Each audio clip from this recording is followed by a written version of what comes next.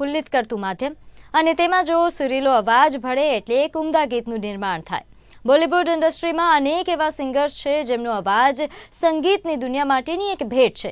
તેવા જ એક ફનકાર એટલે મોહમ્મદ રફી સાહબ, જેમના ગીતો આજે પણ લોકમુખે છવાયેલા છે અને તેમના ફેન્સની તો વાત જ શું કરવી। તો ચાલો આજે અમે આપને મોહમ્મદ રફીના એક એવા ફેન્સ સાથે મુલાકાત કરાવીએ જેમણે આ ઉમદા ફનકારનું ઘરમાં એક મંદિર બનાવ્યું છે। મોહમ્મદ રફીને ભગવાનની જેમ પૂજતા આ ફેન્સનું નામ છે ઉમેશ માખીજા। આ મહાન સિંગરની 44મી પુણ્યતિથિ નિમિત્તે દર વર્ષની જેમ ઉમેશ માખીજા દ્વારા હૃદયાંજલિનું પણ આયોજન કર્યું છે।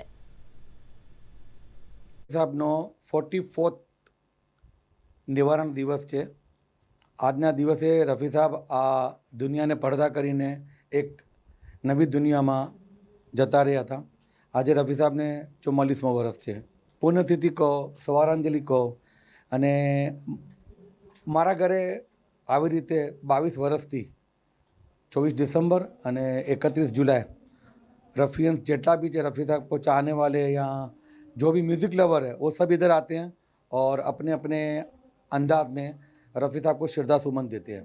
कुछ गाना गा के, कुछ अपनी बातें बता के, जिसको जैसा जो रफ़ी साहब के જેને ગુજરાતીમાં કહે સંભારણા છે એ બધા આવીને અહીંયા બધાની સામે પેશ કરે છે। વહેલી સવારથી તો ઘણા રફિયન્સ આવી ગયા। એમાં હવે અમારા અમદાવાદના જે બિગ બી છે, બંકિમ પાઠક છે, અભિજીત રાવ છે, ચિરાગ દેસાઈ, દીપાલી શાસ્ત્રી, અમારા જેટલા બી સિંગર છે બધા ઘણા લોકો આવ્યા છે।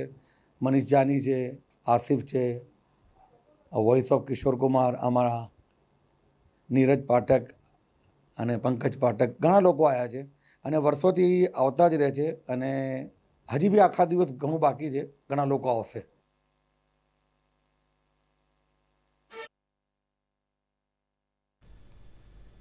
આગળ વાત કરીએ ખેડા, આણંદ અને મહીસાગર